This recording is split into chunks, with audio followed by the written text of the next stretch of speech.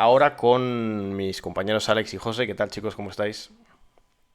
Buenas, encantado. Bien, Hoy vamos a hablar en esta primera parte fundamentalmente de aspectos como la lucha contra el crimen organizado por parte de algunos gobiernos fundamentalmente en América Latina. Vamos a hablar un poquito en particular también del fenómeno Bukele, que sabéis que tiene en las elecciones en febrero, Nayib Bukele. Vamos a hablar también con Alex en particular de algunas de las cuestiones más destacables del año en la política del Pacífico, del Asia-Pacífico. Sabéis que nuestro compañero lo ha seguido bastante de cerca y es una región que a la que no se le suele dar quizá el suficiente peso mediático en contraste con el peso que efectivamente tiene. Pero bueno, antes que nada, pues os lanzo una pregunta un poquito disparadora a los dos, que sería ¿cómo destacaríais o qué cuestiones destacaríais de lo que ha sido la lucha contra el narcotráfico en algunos de los principales focos de América Latina? Porque sabemos que ha sido un tema de discusión, pues no solo en El Salvador, también lo ha sido en México, llegó a ser también un tema de discusión importante en la campaña electoral en Guatemala. Sabemos que ha sido un tema de reciente discusión también en la política hondureña. Bueno, es una cuestión que evidentemente tracciona mucho en América Latina, incluso en Argentina fue importante a lo largo de la campaña. Así que os dejo esa especie de pregunta disparadora, chicos. pues Alex, si quieres, tú Sí. primero. Bueno, yo me centraré más en México, que es lo que he seguido más de cerca. Y este año 2023 ha empezado con un hecho muy relevante, que es la captura de Ovidio Guzmán, alias el ratón, el hijo del Chapo, y ese intento de segundo culiacanazo que fue frustrado ya que no se incorporó todo el cártel de Sinaloa, como sí sucedió en 2019, si no recuerdo mal. Y a nivel de crimen organizado en México destaca por ese cambio que ya se venía dando de la administración de AMLO, del abrazos y no balazos a una postura más asertiva, incluso lo que en la ya mencionada militarización del país. Y en cuanto a crimen organizado, si bien no se puede tener los datos debido a la niebla de guerra que hay en torno a este conflicto, sí que se registra un aumento progresivo de la conflictividad, sobre todo en dos ejes.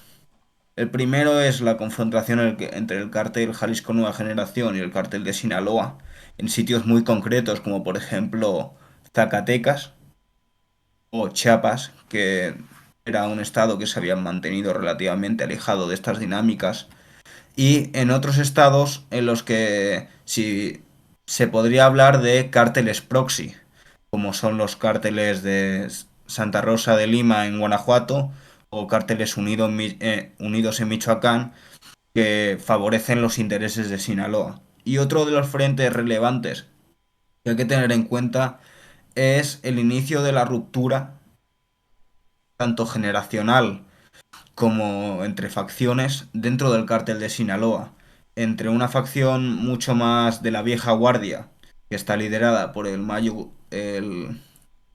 Zambada, contra la facción mucho más joven de los Chapitos, los hijos del Chapo Guzmán. Estaba mirando A ver, aquí. Sí, dime, yo... José. Sí, sí, sí, sí, sí. No, no, estaba simplemente quería recordar que podéis ir dejando las preguntas a los compañeros, que vamos a estar leyéndolas y respondiéndolas. Pero sí, José, dale. Sí, a ver, yo en este caso voy, voy a hablar en general de la lucha contra el crimen organizado en América Latina, porque obviamente si entramos eh, al meollo de la cuestión, sí que podemos ver, como dice Alex, detenciones de relativa importancia, pero más allá de eso, no cambian las cosas. Es decir, creo que hay más declaraciones a nivel político o más debate, sí, por elecciones, como en el caso de Ecuador, por ejemplo, donde la, la inseguridad ha aumentado exponencialmente en los últimos años. Entonces, creo que la lucha contra el crimen organizado es más una promesa electoral que una realidad. En realidad, vemos unas líneas muy continuistas eh, de intentar descabezar a las organizaciones criminales, pero ya sabemos que eso no da resultado y eso provoca una progresiva atomización. hay más grupos, más violentos, cierto que con menos capacidades, pero bueno, en fin, con un berenjenal importante, ¿no? Entonces eso es algo que podemos ver en el caso de Ecuador, podemos ver en el caso de México, pero bueno, en el resto de países pasa un poco lo mismo. Quizás ahí la única excepción es el caso de El Salvador, que con todo lo que haya, tanto positivo como negativo y demás, pero parece ser que sí que ha registrado un descenso en la actividad criminal, en el tema de los homicidios. Cierto es que dicen las malas lenguas que puede haber algún tipo de influencia en las estadísticas, no estar contabilizando ciertas cosas, etcétera, pero bueno, mm, yo creo que si realmente se mantuvieran los niveles de violencia que había anteriormente, la sociedad de alguna forma lo seguiría viendo. Cuando hay ese apoyo a Bukele, entiendo que es porque sí que han visto un resultado, aunque sea mínimo, ¿no? Pero un poco lo que quiero decir en definitiva es eso, que la lucha contra el crimen organizado en 2023 no ha experimentado cambios reseñables. Sigue habiendo una línea muy continuista.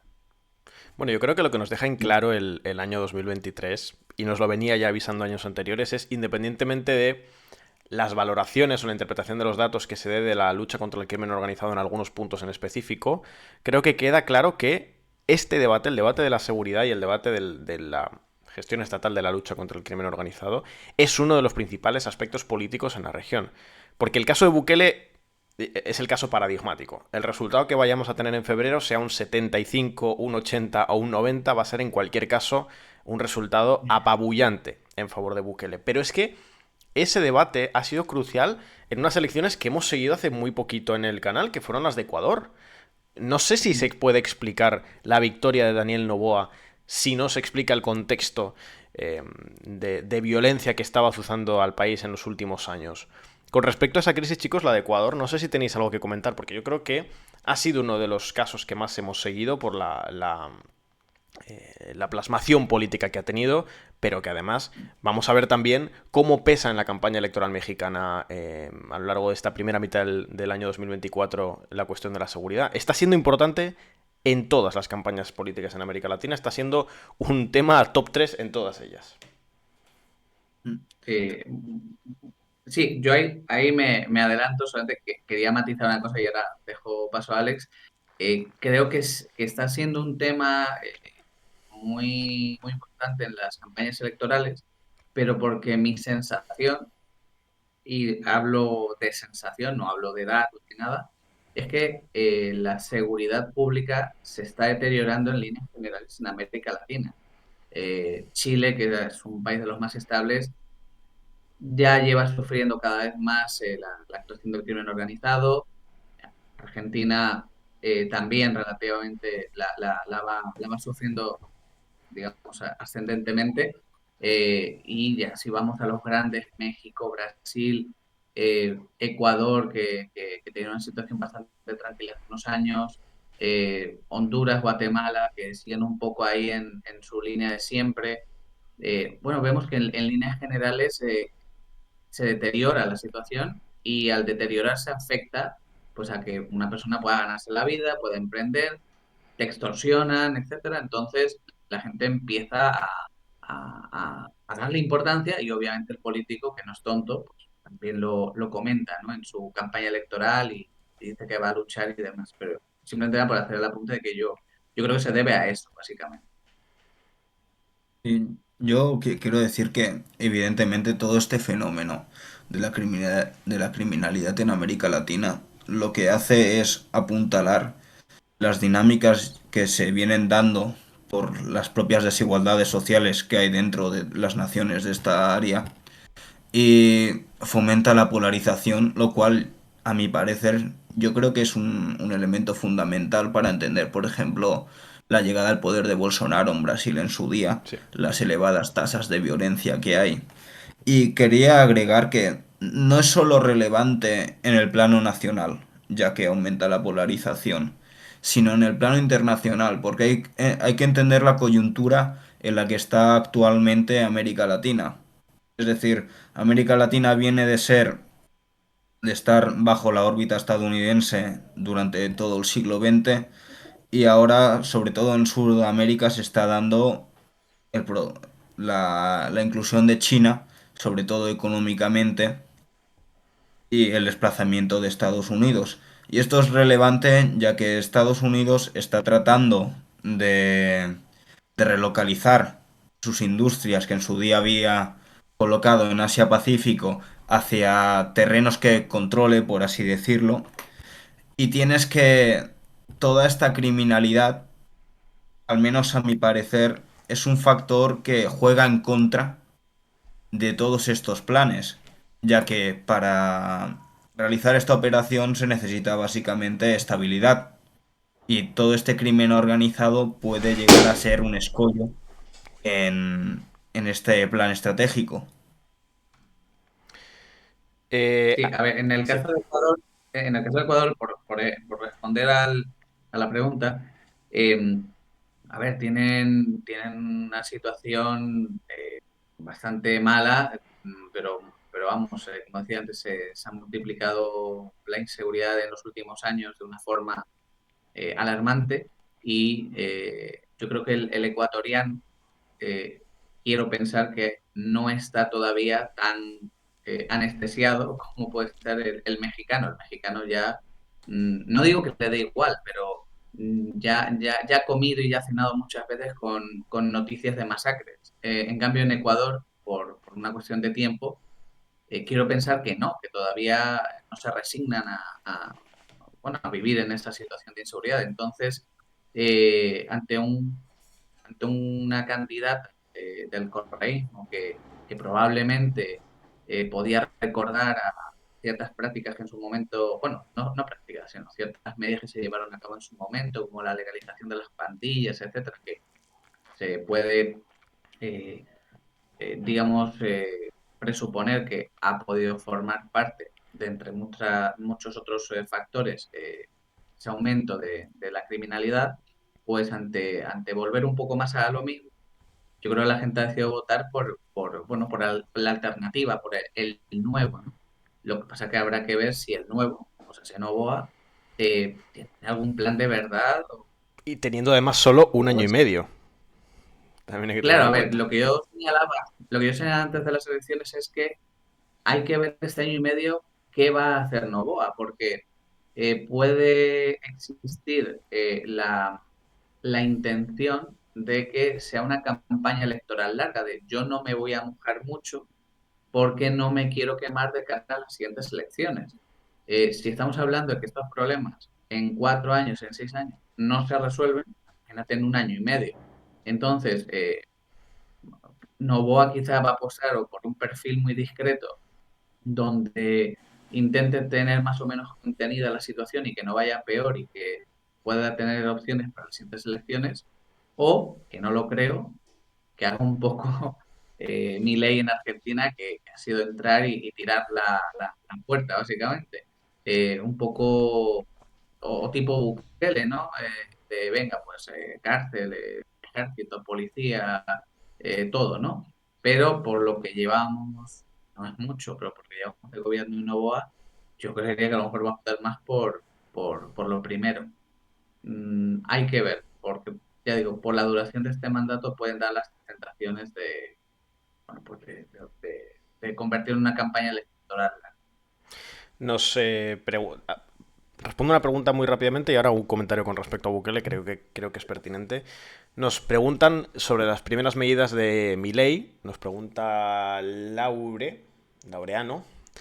Eso lo vamos a tratar a la 1. El bloque de la 1 del mediodía aquí en Hora Peninsular Española, porque vamos a hablar de América Latina con Néstor. Entonces ahí trataremos en parte de Argentina. No obstante, hace 2 días hicimos un directo monográfico sobre las primeras semanas del gobierno de Javier Milei en Argentina y lo tenéis en diferido en YouTube por si queréis ir a verlo después de esta mini maratón. ¿Vale? Recordad que estamos hoy mucho rato, acabamos de empezar a las 11, pero esto se va a alargar hasta las 2 o las 3, que ahora en un ratito a las 12 pasaremos al bloque de Ucrania con Pablo y que ahora lo que estamos haciendo es hablar de algunos temas, sobre todo la lucha contra el crimen organizado, y en un ratito Hablaremos también con Alex de la política del Pacífico. Con respecto a Bukele, yo creo que hay un elemento muy importante a tener en cuenta y no sé si pediros que os mojéis en esto porque es un poco predicción, ¿no? A mí no me termina de gustar mucho eso, pero que es el posible efecto rebote que puede tener en su segundo mandato. Los mandatos en El Salvador son de 5 años, o sea, Bukele va a tener mandato hasta entrado el año 2029, que se dice lejos ya. Eh, pero claro, va a tener que afrontar dos cuestiones. La primera es la cuestión económica, porque probablemente en términos electorales va a haber una mayor exigencia en ese rubro que generalmente las encuestas lo que dicen en El Salvador es que hay una percepción de que no ha mejorado sustancialmente más allá de algunas cuestiones que son económicas, de la economía familiar sobre todo, como por ejemplo la reducción de la extorsión que la hemos comentado, ¿no? Que mejora la percepción económica, pero que en lo estructural no la mejora, y así además lo reflejan las encuestas. Y además, no sé, chicos, vosotros que habéis seguido más procesos de crimen, de lucha estatal contra el crimen organizado, si sabéis si habría la posibilidad de algún tipo de rebote con respecto a los siguientes años del gobierno de Bukele, porque habíamos hablado, ¿no?, de algún tipo de alianza previa a las medidas de seguridad entre Bukele y los sectores del crimen organizado. No sé esto cómo lo veis. Yo, a ver, no me atrevería a afirmar que va a ser así, pero sí hay, tal y como expliqué en ese directo, sí hay hechos históricos que en perspectiva apuntan hacia ello. Y sí que es cierto que al fin y al cabo las maras, al darse en un ambiente marginal, es decir, que ya están acostumbrados a lo que es la represión, el hecho de que se aumente la represión sí que en el corto plazo es un golpe duro, ya que les obliga a parar, como si fuera una fábrica, a parar lo que estaban haciendo y replantearse su posición, que es lo que entiendo que está ocurriendo, y a reorganizar toda la operación. Entiendo que una vez ya se adapte a este nuevo escenario, sobre todo si Bukele se perpetuiza en el poder, lo que vamos a tener es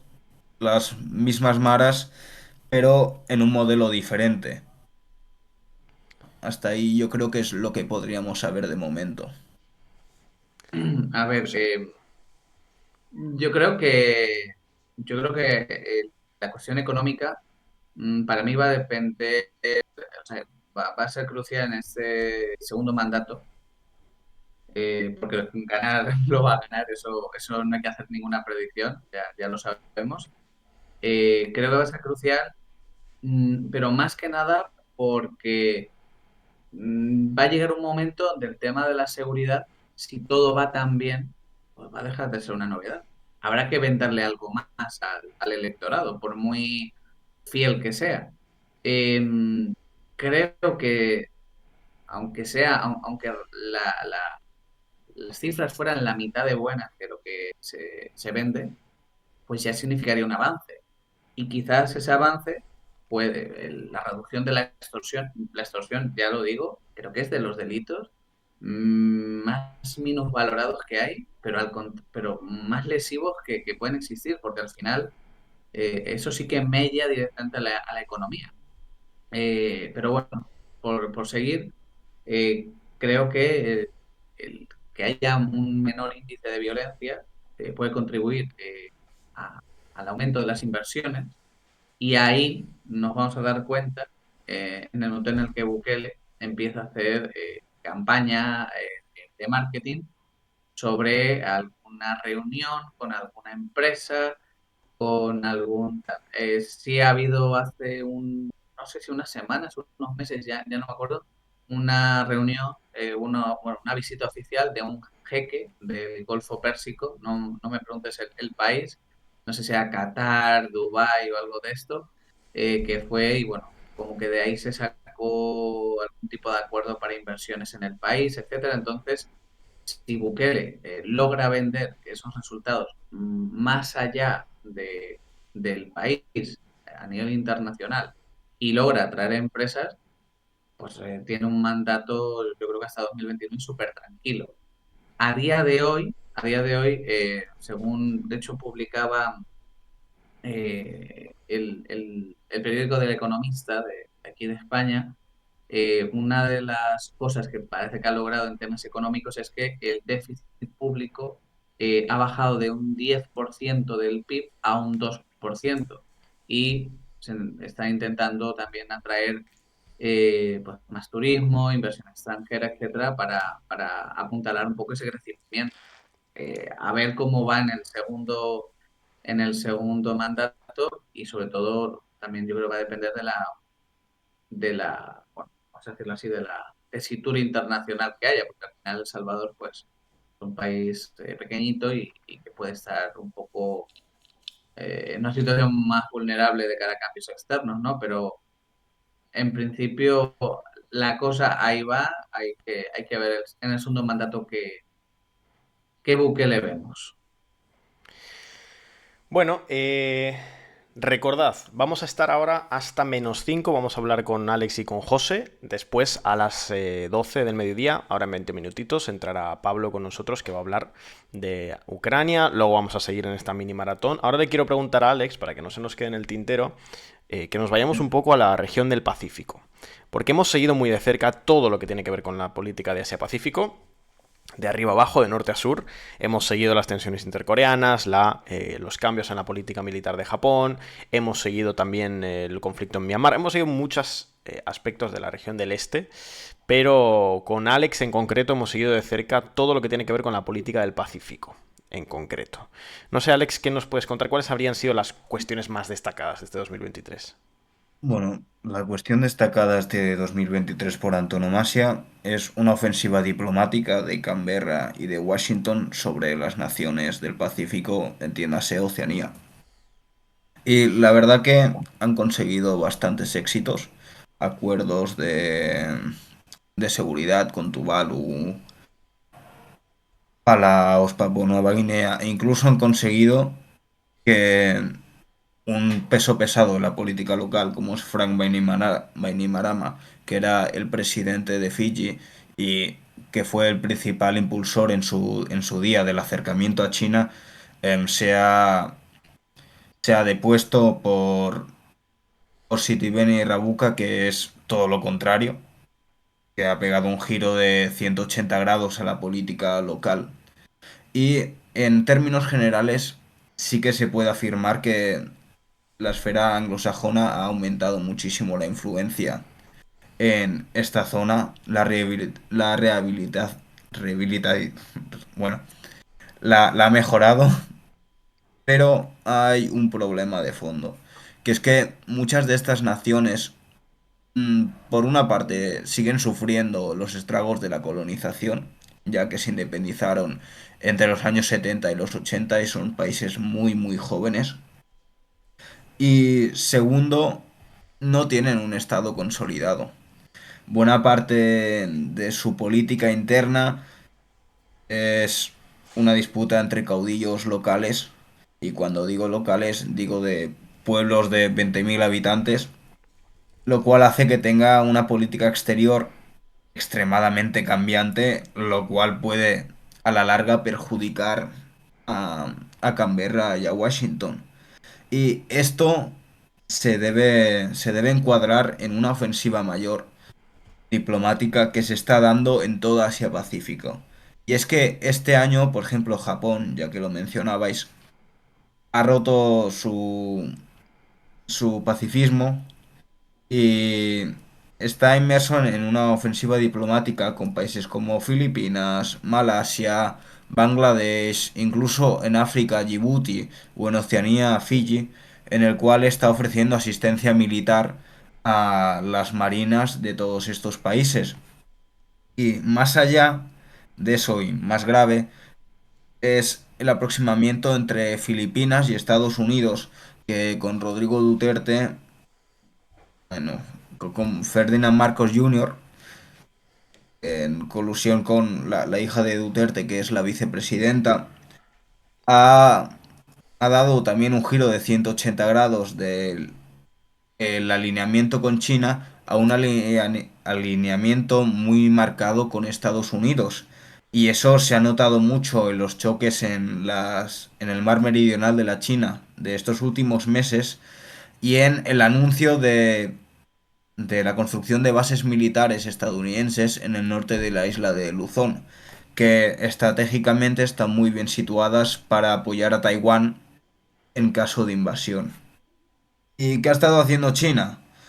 Pues últimamente Xi Jinping hará cosa de un mes ha visitado Vietnam, un país con el que las relaciones entre China y Vietnam son espinosas, en el mejor de los casos, y aún habrá que sacar conclusiones de esta visita. Pero lo que sí que es muy relevante es el caso de Myanmar. Myanmar, como ya sabréis, está inmerso en una guerra civil desde el golpe de Estado de 2021 y recientemente, ya que estaban en un punto muerto entre las diferentes guerrillas y el gobierno, recientemente parte de estas guerrillas étnicas han lanzado una ofensiva, la llamada Ofensiva 1027, muy exitosa, y se está especulando que quizá China está equilibrando sus apoyos, ya que quizá quiere dar un toque de atención por ciertos asuntos relacionados con el crimen organizado, que Myanmar es uno de los mayores productores de opio y de metanfetaminas del mundo. Entonces hay que estar pendientes de Myanmar, ya que es fundamental en la política exterior china y puede servir como medidor de qué posturas está tomando a nivel general Pekín con respecto al mundo. Y ya para cerrar, de cara a 2024 tenemos unas elecciones que van a ser fundamentales. Ya no solo a nivel regional, sino a nivel mundial. Y son las elecciones en Indonesia. Ya que Indonesia es ese gigante dormido del sudeste asiático que tiene en sus aguas territoriales estrechos tan relevantes para el comercio mundial como es el estrecho de Malaca o el estrecho de Sonda o el de Lombok. Y tenemos la siguiente coyuntura. Por un lado tenemos a Prabowo Subianto, que Prabowo Subianto era el nuero de Suharto. Suharto fue el anterior dictador apoyado por Estados Unidos, sobre el cual pesan múltiples crímenes de guerra, que también salpican al propio Subianto. ¿Y por quién está apoyado? Pues está apoyado por Joko Widodo, que es el presidente saliente de Indonesia. De hecho, el candidato vicepresidente de Subianto es el propio hijo de Joko Widodo, lo cual ha acarreado su correspondiente polémica tanto judicial como en la propia sociedad. ¿Y a quién tiene enfrente? Pues tiene enfrente a Ganjar Pranowo. Ganjar Pranowo es un político en ascenso, viene de la política local, pero lo relevante es por quién está apoyado, que es Megawati Sukarnoputri. Megawati Sukarnoputri es la hija de Sukarno. Sukarno fue el padre de la nación indonesia y fue el mandatario al cual derrocó Suharto, que lo derrocó, como ya hemos dicho, con el apoyo de Estados Unidos. Y en medio de estas dos corrientes tenemos una tercera corriente que es Anies Baswedan, disculpenme mi pronunciación, que es islamista. Pero en Indonesia hay que tener en cuenta que hay dos tipos de islamismo. El islamismo tradicional, que es básicamente una mezcla entre el islam y las tradiciones locales. El islamismo modernista, que aquí en Occidente lo entenderíamos como algo más parecido al salafismo. Es decir, promulgar una interpretación del Corán y de la ley Sharia mucho más literalista. Entonces tenemos esta disputa a tres sobre la cuarta nación más poblada de la Tierra, con 270 millones de habitantes, y con la que me atrevería a decir que si no es la ubicación más geoestratégica del mundo, en el top 5 está. Y van a ser decisivas, y aquí en Descifrando la Guerra vais a tener su correspondiente cobertura. Y todo ello, Alex, en el marco del desplazamiento estratégico de Estados Unidos y de sus aliados hacia el Asia-Pacífico. por motivo supuesto. mayor de peso para que sigamos muy de cerca la política del Pacífico, como sabéis que lo estamos haciendo. Es común, ¿no? Darle seguimiento a algunos países, pues Japón o la península de Corea es más común, pero aquí le vamos a dar seguimiento también a otros países, quizá no tan mediáticos, pero que de verdad el peso que tienen en lo que va a ser la reconfiguración internacional en los próximos 20-25 años, absolutamente importantísimos. Con Alex lo vamos a poder seguir muy de cerca. Bueno, chicos, nos quedan 5 minutos de bloque. No sé si queréis hacer alguna última reflexión. Yo tengo aquí, estoy mirando a ver si hay alguna pregunta que merezca mucho la pena responder. Pero por ahora, sobre Yo todo... solamente Sí, hago un apunte rápido, Edu, de cara a las elecciones en México en 2024. importante, sí. No sé por qué me vuelo que el tema del crimen organizado no va a ser algo principal. Y no quiere decir esto que no vaya a ser importante, pero creo que, por lo que decía antes, ¿no? De que ya es, por desgracia, una situación que se viene repitiendo desde hace casi 20 años. Gobiernos ya de todos los colores han pasado por ahí. Nadie ha conseguido ni un mínimo resultado estable en el tiempo. Y viendo bueno, que sobre todo Morena pues ha apostado mucho y muy decididamente por pues todas las grandes infraestructuras. De hecho, la última que se ha inaugurado es la del corredor interoceánico del Istmo de Tehuantepec, que quiere competirle al Canal de Panamá, pero ya te adelanto yo que no. No le va a poder competir de todo. Sí le va a poder hacer cierta competencia, eso sí. Creo que lo van a basar en esto, en que van a continuar con el desarrollo del ferrocarril como medio de transporte de pasajeros, la lucha contra la corrupción, pero creo que lo que es el crimen organizado no va a ser algo principal porque, bueno, sería como decir que en los 6 años de AMLO pues no se ha hecho nada, ¿no? A lo mejor se habla, pero bueno, no sé muy bien a qué datos van a atender eh, para vender, ¿no? Sí, podríamos decir también que la cuestión de la lucha contra el crimen organizado en México está relativamente despolitizada, un poco por lo que tú planteas, ¿no? Esa lógica de que no se percibe que ninguna de las tendencias políticas que han gobernado en México haya sido capaz de mejorar notablemente o de generar una percepción de mejoría notable como en El Salvador. Es más, de hecho, uno de los pocos sitios en México que se libraba un poco del tema de la inseguridad de la Ciudad de México y joder, tienes 6 años de mandato de AMLO, tienes a Claudia Sheinbaum del mismo partido gobernando en la Ciudad de México y la criminalidad ha aumentado bastante y estadísticamente hablando hay cosas que no cuadran. Categorías de gente que ha fallecido que dicen, pero bueno, ¿y esto cómo se ha podido disparar tanto? Entonces parece que puede haber ahí algún tipo de manipulación para que no parezca. Pero bueno, que a lo que voy es que ese sitio, que era un poco un feudo de seguridad, ¿no? En relación al resto del país, pues poco a poco parece que va dejando de serlo. Nos preguntáis, de hecho, por el PRI. De la parte más política de México vamos a hablar en el bloque, si no me equivoco, de la 1 del mediodía. Recordad que vamos a estar bastante rato hoy. Ahora va a entrar Pablo para hablar de Ucrania. A la 1 entrará Néstor, y estaremos Néstor y yo hablando de América Latina, no solo de México, también de Argentina y otros países. Y a las 2 vamos a seguir con Ale, con Andrea y con el equipo de África. De hecho, nos preguntan ahora por el chat Raihubu que sobre los ataques masivos en diferentes ciudades de Ucrania. Quédate porque ahora mismo en 2 minutos vamos a hacer la transición para que entre nuestro compañero Pablo y ahí vamos a tratar Ucrania, o sea que va a ser ya, ahora mismo. Estoy comprobando de hecho a ver si está ya el compañero Pablo para poder hacer la transición.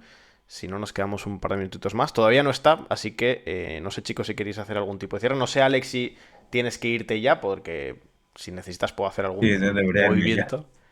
Bueno, pues nos despedimos entonces de Alex. Te vemos pronto por aquí, ¿no? Hay que seguir esa política del Pacífico. Sí, feliz año. Feliz año, Alex. Nos vemos pronto. Adiós. Normalmente. Bueno, seguimos nosotros por aquí. Ahora, mientras se ha desconfigurado la cámara. Vale, ya está más o menos arreglada. A ver. Bueno, ha sido un poco caótico, José, porque estás ahora con el marco de Alex. A ver. Pero No te bueno, preocupes. nada, ahora va a entrar en cuestión de minutos Pablo, mientras tanto, eh, a ver, no sé si quieres hacer alguna reflexión de cierre, José. Pues nada, a ver, yo creo que así que en líneas generales, un poco abarcando América Latina, yo creo que por desgracia es una región que por los problemas que sufre no lleva la iniciativa. Está un poco a expensas de lo que ocurre en el resto del mundo, del resto de dinámicas. Creo, un poco por no ser tan general y quizás señalar alguna cuestión más concreta, pero creo que una de las cosas o uno de los temas donde nos tenemos que fijar de cara a 2024 es el tema de la migración ilegal, porque sí se está registrando un incremento bastante importante de migrantes ilegales, pero ya no desde el propio México, sino desde la selva de Darién, el tapón de Darién. Bueno, de personas, yo que no sé, habría que ver las estadísticas, yo creo que hay gente de todo el mundo. De hecho, he visto desde ciudadanos de China, también hay de India. Bueno, es una cosa como muy sorprendente. Estaba también viendo unas estadísticas de la cantidad, o sea, miles de haitianos que han llegado a México. Y bueno, creo que eso va a ser algo relevante, más que nada porque Estados Unidos no quiere que le lleguen más migrantes ilegales y ahí tiene que contar con la ayuda de México sí o sí.